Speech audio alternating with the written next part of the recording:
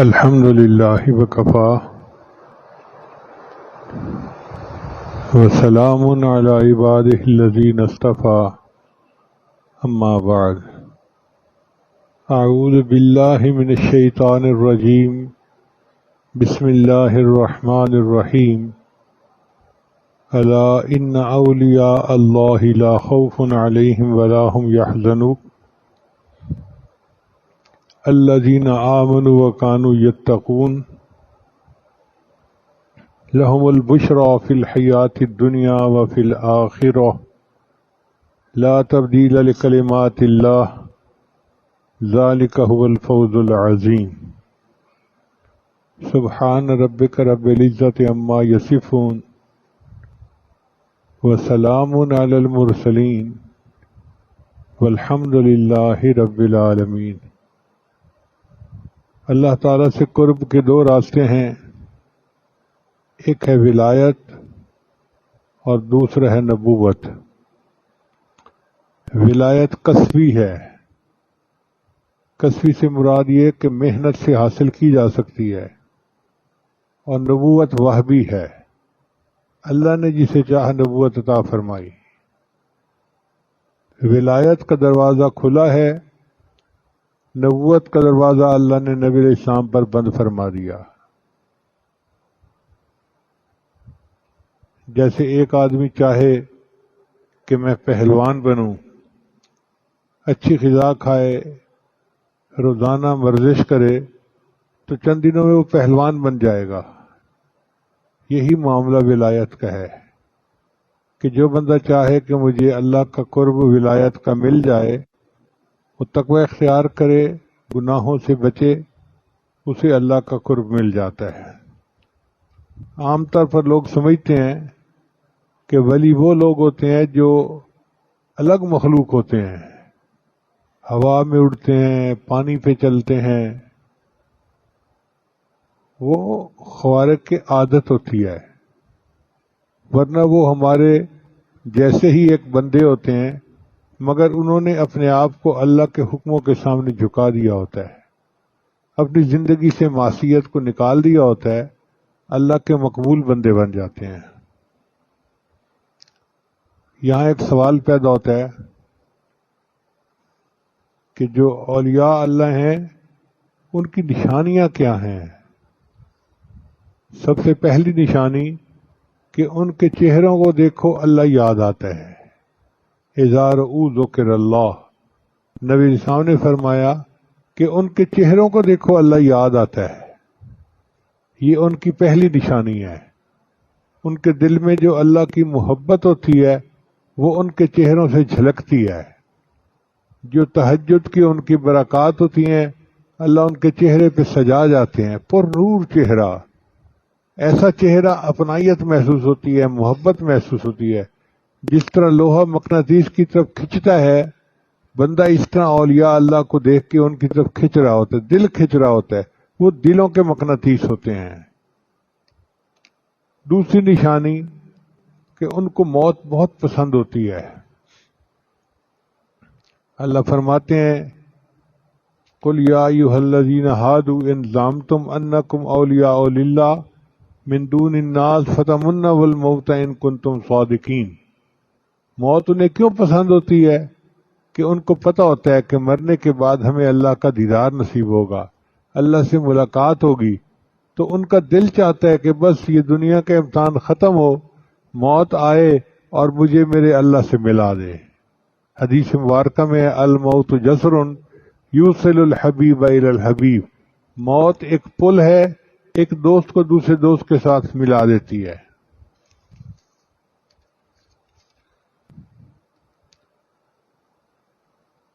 پھر ایک اعزاز ان کا یہ بھی ہے کہ اللہ تعالیٰ ان کو پرسکون زندگی عطا فرماتے ہیں۔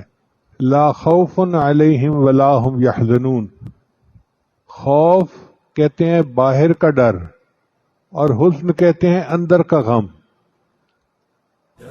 نہ کوئی باہر کا ڈر ہوتا ہے، نہ کوئی اندر کا غم ہوتا ہے، پرسکون زندگی ہوتی ہے۔ www.dasquran.com بعض علماء نے خوف اور حزن میں فرق یہ کیا کہ خوف کہتے ہیں الفکرۃ علی ما آت، کسی آنے والی پریشانی اس کے اوپر بندے کو خوف ہونا، اس کو خوف کہتے ہیں. اور حزن کہتے ہیں الحسرۃ علی ما فات، جو ہو گیا اس کے اوپر حسرت. ان کو نہ حسرت ہوتی ہے نہ خوف ہوتا ہے.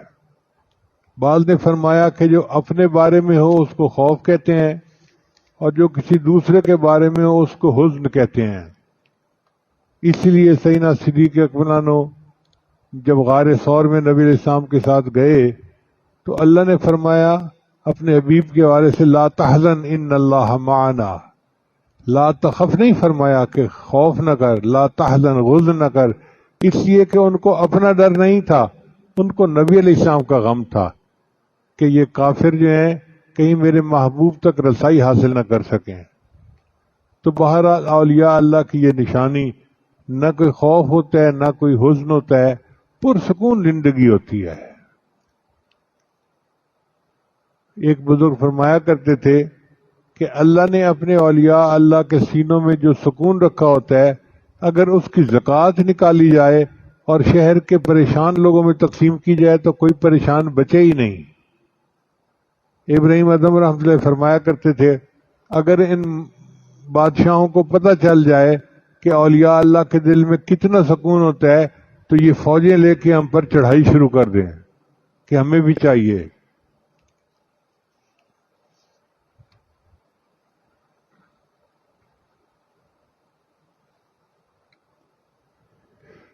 مشہور واقعہ ہے، ایک بزرگ تھے، ان سے بادشاہ وقت کسی وقت ناراض ہو گیا کسی بات پہ. اس نے فیصلہ کیا کہ میں ان کو 3 دن کے بعد بھوکے شیر کے آگے ڈلوا دوں گا. اس زمانے میں سزا دینے کی مختلف نوعیتیں ہوتی تھیں. کسی کو درے لگوائے جاتے تھے، کسی کو پھانسی چڑھایا جاتا تھا، اور کسی کو شیر کے آگے ڈالتا تھا اور شیر کو 2-3 دن بھوکا رکھا جاتا تھا. اب بتائیں جس بندے کو بتا دیا گیا ہو کہ آپ کو 3 دن کے بعد بھوکے شیر کے آگے ڈال دیا جائے گا، اس کا کیا غم سے حال ہوتا ہے. مگر وہ پرسکون اللہ کی یاد میں ہے. چنانچہ جب 3 دن کے بعد شیر کو چھوڑا گیا تو شیر ان کے قریب آیا اور اس نے آ کے ان کے پاؤں چاٹنے شروع کر دیے. تو وزیر نے بادشاہ وقت کو مشورہ دیا کہ یہ کامل بندہ ہے اور ہم اس کی بے ادبی کر رہے ہیں، ایسا نہ ہو کہ ہم پر اللہ کا عذاب آ جائے، معافی مانگ لو. تو بادشاہ نے ان سے معافی مانگی اور ان کو گھر بھیج دیا. اب بیوی صاحبہ تو رو دھو رہی تھی کہ میرے خاوند کو شیر کے آگے ڈال دیا، میں بیوہ ہو گئی. اچانک اس نے دیکھا کہ خاوند گھر میں داخل ہوئے تو وہ بڑی حیران ہوئی، پوچھنے لگی آپ کیسے آ گئے؟ ان کا مجھے شیر کے آگے ڈالا گیا تھا مگر شیر نے آ کے میرے پاؤں چاٹے اور بادشاہ نے مجھے واپس بھیج دیا. تو بیویاں بیویاں ہوتی ہیں. اس نے کہا اچھا مجھے سچی سچی بتائیں کہ جب شیر آپ کی طرف آ رہا تھا اس وقت آپ کے دل کی کیا کیفیت تھی، آپ کیا سوچ رہے تھے؟ کہنے لگے میں اس وقت یہ سوچ رہا تھا کہ اس کا لعاب پاک ہوتا ہے یا ناپاک ہوتا ہے. یعنی اپنی موت کا غم نہیں، یہ فقہی مسئلہ سوچ رہے ہیں کہ لعاب پاک ہوتا ہے یا ناپاک ہوتا ہے. ایسی اللہ تعالیٰ پرسکون زندگی عطا فرما دیتے ہیں. انہوں نے اپنی مرضی کو اللہ کی مرضی میں گم کر دیا ہوتا ہے، اس لیے پرسکون ہوتے ہیں.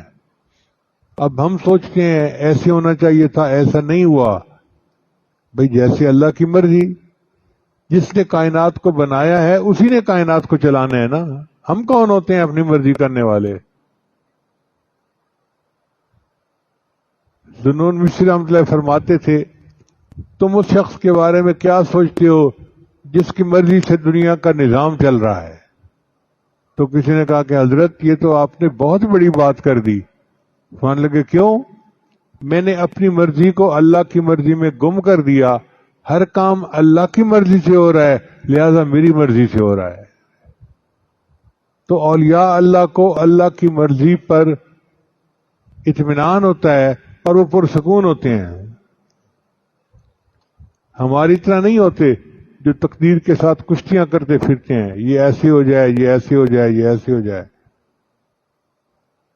پھر ایک اعزاز اولیاء اللہ کو یہ بھی ملتا ہے، اللہ ان کی گناہوں سے حفاظت فرماتے ہیں. اللہ تعالیٰ فرماتے ہیں اللہ ولی الذین آمنوا یخرجہم من الظلمات الی النور. اللہ ایمان والوں کا دوست ہے، ان کو اندھیرے سے نکال کر روشنی کی طرف لاتا ہے. تو اللہ اپنے اولیاء کو گناہوں سے محفوظ فرماتے ہیں. جس طرح ماں اپنے بچے کو بچاتی ہے، بجلی کی تار کو ہاتھ نہ لگائے، پانی میں نہ چلا جائے، کوئی اور نقصان دہ چیز نہ کر لے، اسی طرح اللہ اپنے اولیاء کی حفاظت فرماتے ہیں کہ وہ گناہوں کے قریب نہ جائیں.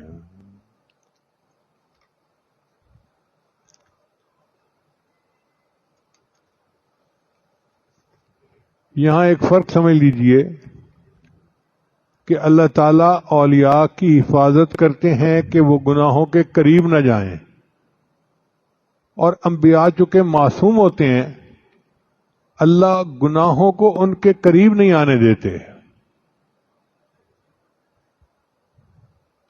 چنانچہ یوسف علیہ السلام کے بارے میں اللہ فرماتے ہیں کذالک لنصرف عنہ السوء والفحشاء. ہم نے سوء اور فحشاء کو اپنے یوسف سے الگ رکھا کہ تم جا ہی نہیں سکتے ان کے قریب. یہ معیار ہے زندگی کا، یہ معصوم ہستیاں ہیں. تو انبیاء کے قریب گناہوں کو نہیں آنے دیتے اور اولیاء کو گناہوں کے پاس نہیں جانے دیتے، حفاظت فرماتے ہیں. پھر اولیاء اللہ کا ایک تیسرا معاذ یہ ہوتا ہے اعزاز کہ جو ان سے دشمنی کرتا ہے وہ گویا اللہ سے دشمنی کر رہا ہوتا ہے. حدیث قدسی میں اللہ تعالیٰ فرماتے ہیں من عاد لی ولیا فقد آذنتہ بالحرب. جس نے میرے ولی سے دشمنی کی میرا اس کے ساتھ اعلان جنگ ہے. اب بتائیے کہ اللہ کے ساتھ اعلان جنگ ہو جائے. اللہ فرماتے ہیں اعلان جنگ ہے میرا اس کے ساتھ. حضرت مولانا حسین مدنی رحمۃ اللہ علیہ تقسیم کے خلاف تھے. یہ جو پاکستان اور انڈیا کی تقسیم ہوئی تو مسلم لیگ کے کچھ لوگ ان کے بہت مخالف تھے. ایک دفعہ وہ تقریر کر رہے تھے تو ایک بندے نے ان کو کھڑے ہو کے کہا کہ آپ تو بھونکتے ہی رہتے ہیں، مخالفین جیسے بات کرتے ہیں. اللہ کی پکڑ آ گئی. وہ بندہ ایک ایسی مرض میں مبتلا ہوا کہ اپنی زندگی کے آخری وقت میں آواز نکالتا تھا تو گدھے کی طرح بھونکنے کی آواز آتی تھی.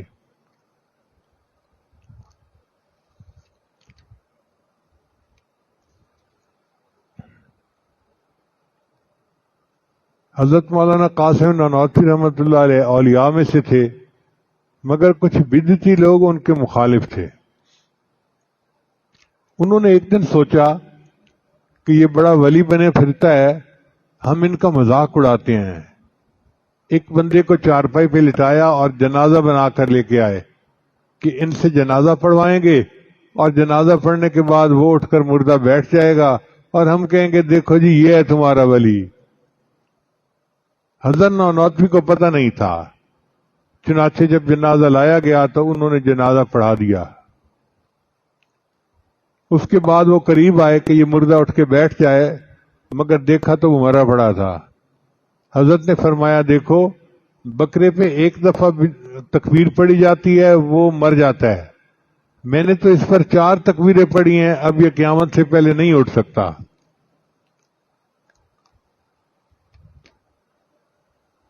پھر اللہ فرماتے ہیں لہم البشریٰ فی الحیات الدنیا وفی الآخرہ. ان کے لیے بشارتیں ہیں دنیاوی زندگی میں اور آخرت میں بھی. اب یہ بشرا سے کیا مراد ہے بشارتوں سے؟ ایک مصداق یہ ہے کہ اچھے خواب آتے ہیں ان کو. چنانچہ اولیاء اللہ کو خواب میں نبی علیہ السلام کی زیارت ہوتی ہے، اللہ تعالیٰ کی زیارت ہوتی ہے، اہل اللہ کی زیارت ہوتی ہے. یہ بشرا ہے، یہ ان کے لیے بشارتیں ہیں اللہ کی طرف سے.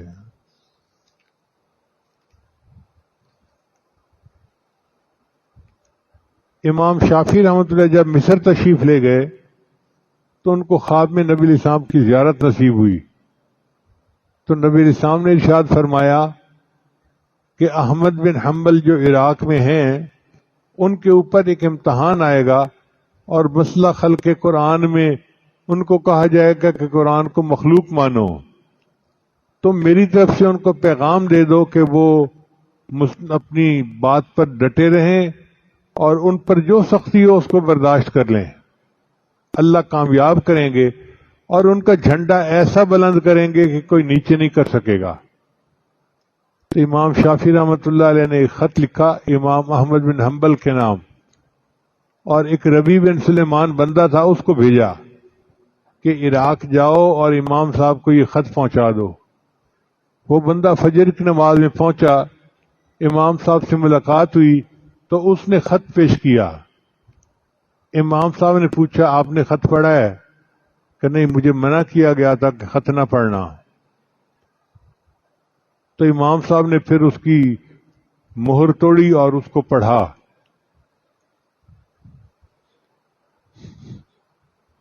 اور پڑھنے کے بعد امام احمد بن حنبل رونے لگ گئے۔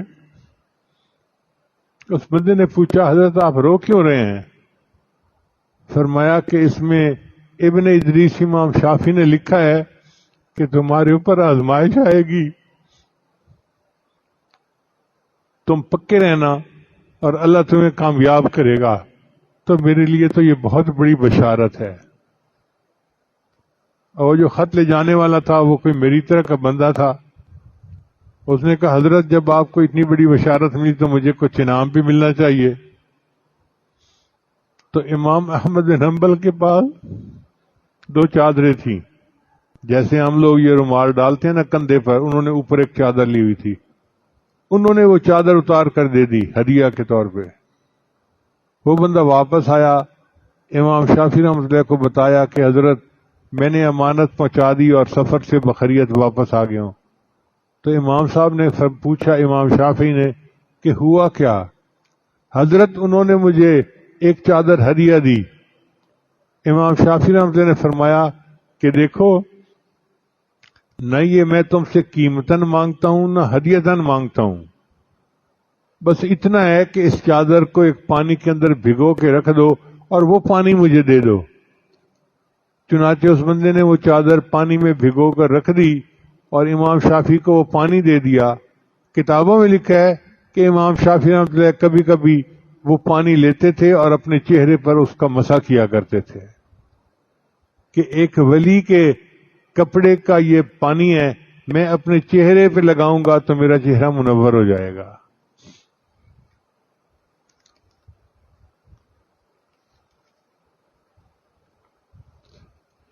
بشرا کا دوسرا معنی ہے محبوبیت اور قبولیت۔ تو اللہ تعالیٰ اپنے اولیاء اللہ کو دنیا میں محبوبیت دے دیتے ہیں، ہر بندہ محبت کرتا ہے۔ بھئی یہ دور دراز سے قریب سے جو چل کے آتے ہیں، یہ کوئی دنیا کی چیز لینے نہیں آتے، اللہ نے ان کے دل میں محبت ڈالی ہوتی ہے، ایک نظر دیکھنے کے لیے ترس رہے ہوتے ہیں، ایک لمحہ پاس بیٹھنے کے لیے ترس رہے ہوتے ہیں۔ اللہ فرماتے ہیں ان الذین آمنوا وعملوا الصالحات سیجعل لهم الرحمن ودا، رحمان ان کے دلوں میں محبت پیدا کر دے گا۔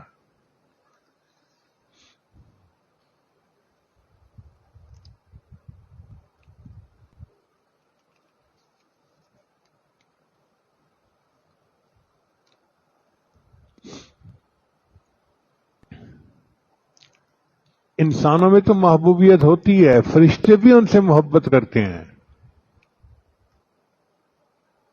چنانچہ ہمارے سلسلہ کے بزرگ تھے حضرت مرزا مظہر جان جانا رحمت اللہ علیہ، بڑے صاحب حال بزرگ تھے۔ ان کے خلیفہ تھے، ان کا نام تھا قاضی ثناء اللہ پانی پتی رحمت اللہ علیہ۔ یہ قاضی ثناء اللہ پانی پتی جو تھے یہ محدث بھی تھے، مفسر بھی تھے، ان کی تفسیر ہے تفسیر مظہری، اور فقیہ بھی تھے، یعنی تینوں اللہ نے علوم ان کو دیے تھے۔ اور حضرت مرزا مظہر جان جانا ان سے اتنی محبت فرماتے تھے کہ کہا کرتے تھے کہ اگر قیامت کے دن اللہ نے مجھ سے پوچھا تم دنیا سے کیا لے کر آئے ہو؟ تو میں قاضی ثناء اللہ کو اللہ کے سامنے پیش کروں گا، اللہ میں اس کو لے کر آیا ہوں۔ تو مرزا مظہر جان رحمۃ اللہ بیٹھے ہوتے تھے اور تھوڑی دیر بعد کہتے تھے کہ قاضی صاحب آ رہے ہیں، اور تھوڑی دیر بعد قاضی صاحب آ جاتے تھے۔ لوگ بڑے حیران ہوتے تھے کہ حضرت کو کیسے پتہ چل جاتا ہے۔ ایک بندے نے سوال کر دیا، حضرت آپ کو کیسے پتہ چل جاتا ہے؟ تو فرمایا کہ دیکھو، ہماری محفل میں فرشتوں کی بھیڑ ہوتی ہے، جب وہ فرشتے ادب سے کھڑے ہو جاتے ہیں تو مجھے اندازہ ہو جاتا ہے کہ کوئی ایسا اللہ کا ولی آ رہا ہے کہ فرشتے بھی ان کا اکرام کرتے ہیں۔ تو اولیاء اللہ سے صرف انسانوں کو محبت نہیں ہوتی، فرشتوں کو بھی محبت ہوتی ہے، جمادات کو بھی محبت ہوتی ہے۔ چنانچہ نبی علیہ السلام احد پہاڑ پر تشریف لے گئے، آپ کے ساتھ سیدنا صدیق اکبر تھے، حضرت عمر تھے، حضرت عثمان تھے، حضرت علی تھے۔ تو احد پہاڑ جو تھا وہ خوشی سے ہلنے لگا، جیسے کوئی چیز جھومتی ہے نا، ایسے جھومنے لگا۔ تو نبی علیہ السلام نے فرمایا، احد رک جا، تیرے اوپر ایک نبی، ایک صدیق اور 2 شہید موجود ہیں۔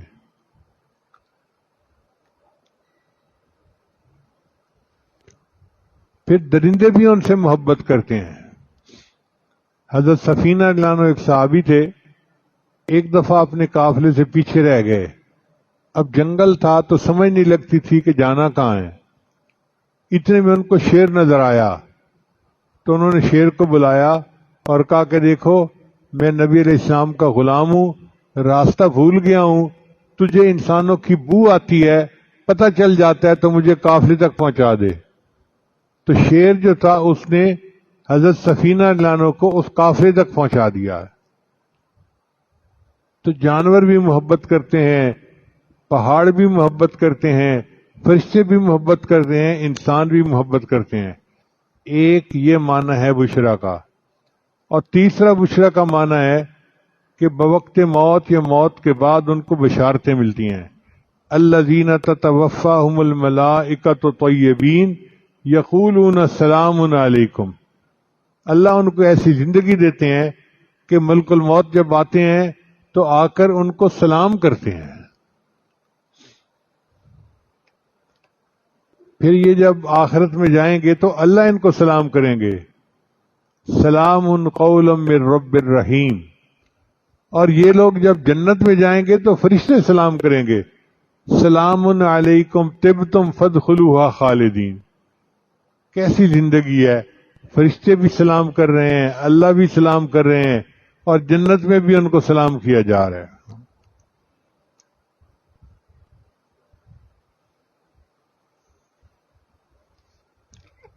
ابن فارض رحمۃ اللہ علیہ ایک بزرگ تھے، موت کے وقت اللہ نے ان کو جنت دکھائی جو ان کا گھر ہوگا، تو انہوں نے چہرہ دوسری طرف کر لیا۔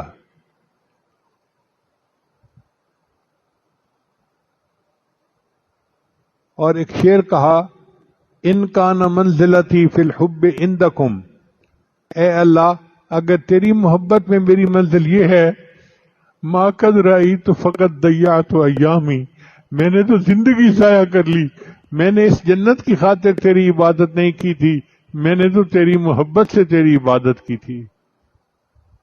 مصر میں ان کی قبر ہے، میں وہاں گیا تو لکھا ہوا تھا سید العشاق ابن فارض رحمۃ اللہ علیہ۔ تو اللہ تعالیٰ ان کو ایسے بشارتیں دیتے ہیں۔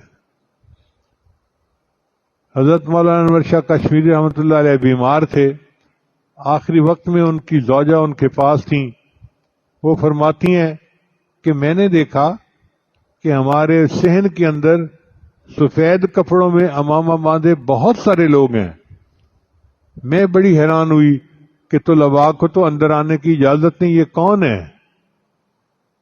پھر میں نے سوچا شاید دارالعلوم کے اساتذہ آ گئے ہوں۔ تو اتنے میں حضرت نے پانی مانگا، کلمہ پڑھا اور فوت ہو گئے۔ تب مجھے پتہ چلا کہ اصل میں حضرت کی وفات کا وقت قریب تھا اور یہ فرشتے تھے جو حضرت کو استقبال کے لیے تشریف لے آئے تھے.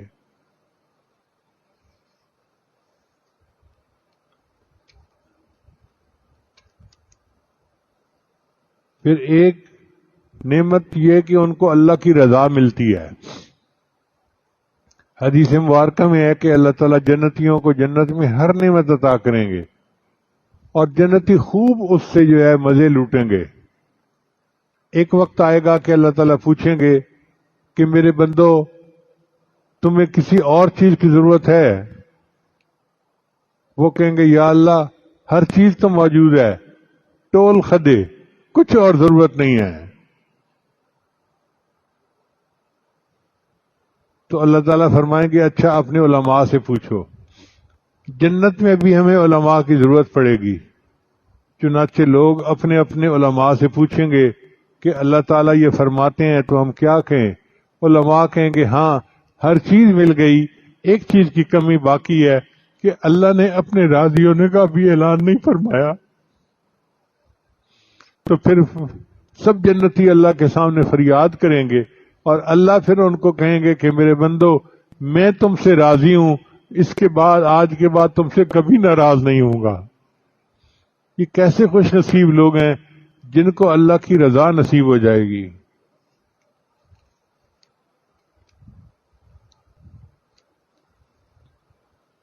اور آخری اعزاز کہ اللہ ان کو نور فراست عطا فرما دیتا ہے.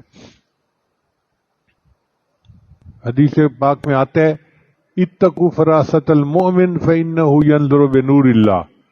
مومن کی فراست سے ڈرو، وہ اللہ کے نور سے دیکھتا ہے. اللہ ان کو ایک ایسا نور دے دیتا ہے کہ جس سے ان کو حق اور باطل کے درمیان پہچان ہو جاتی ہے. حضرت مرزا مظہر جان رحمۃ اللہ کے پاس ایک شخص انگور لایا. حضرت کھا لیجئے. حضرت نے اٹھائے اور رکھ دیے. اس نے کہا کہ حضرت آپ کھاتے کیوں نہیں؟ فرمایا مجھے اس میں سے مردوں کی بو آتی ہے. وہ شخص بڑا حیران ہوا. پھر اس کو خیال آیا کہ میں پتہ تو کروں کہ یہ انگور آئے کہاں سے ہیں. دکاندار کے پاس گیا، کہاں سے لیے؟ اس نے کہا اس طرح کا ایک بندہ آتا ہے بیچ جاتا ہے، میں لے لیتا ہوں. جب اس بندے کا پتہ کیا تو اس نے قبرستان کے اندر انگوروں کی بیلیں لگائی ہوئی تھیں. قبرستان کے اندر انگوروں کی بیلیں لگیں اور ان کو اپنے منہ کے قریب جا کر پہچان ہو گئی کہ اس میں سے مردوں کی بو آ رہی ہے. حضرت مولانا احمد علی لاہوری رحمۃ اللہ علیہ کا یہ کشف بہت مشہور تھا. فرماتے تھے کہ تم حلال اور حرام چیزیں لے کر میرے پاس آؤ، میں حلال کو ایک طرف کر دوں گا، حرام کو ایک طرف کر دوں گا. اور یہی کیفیت حضرت خواجہ عبد المالک صدیقی رحمۃ اللہ علیہ کی تھی.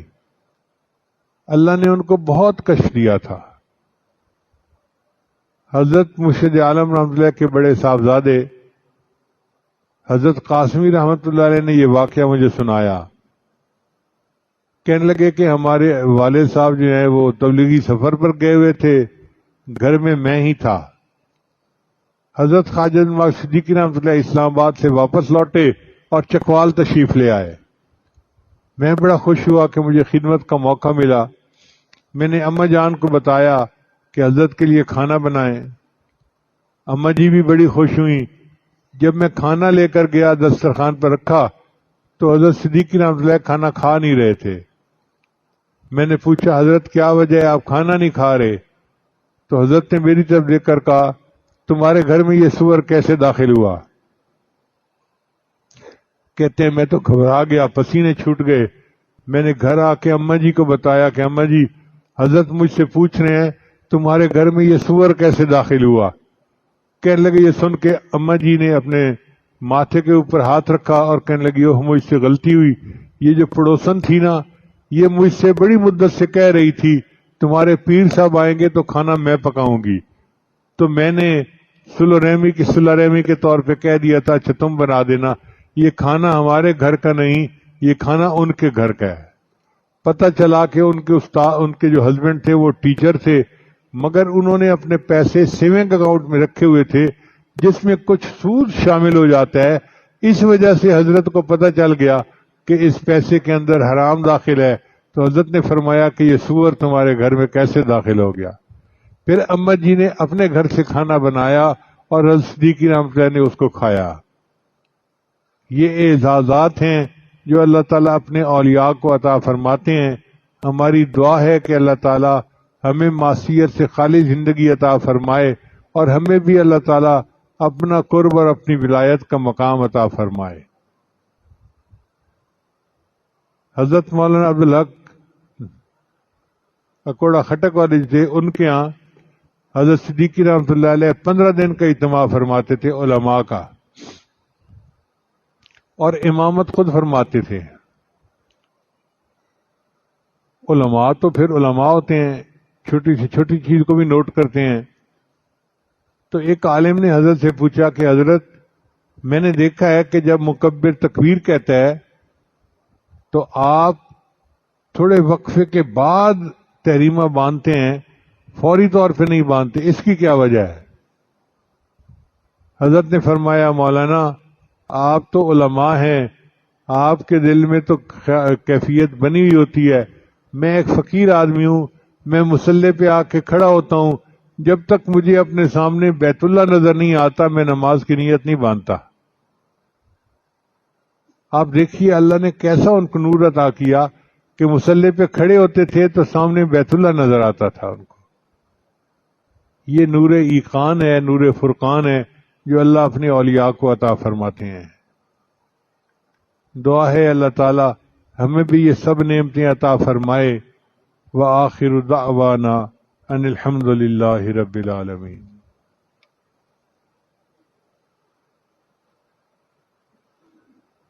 جی بہت سارے احباب بیت کے لیے آئے ہیں اور تجدید بیت کے لیے بھی آئے ہیں، تو یہ عاجز چند کلمات پڑھائے گا، سچے دل کے ساتھ پیچھے پیچھے پڑھتے جائیے۔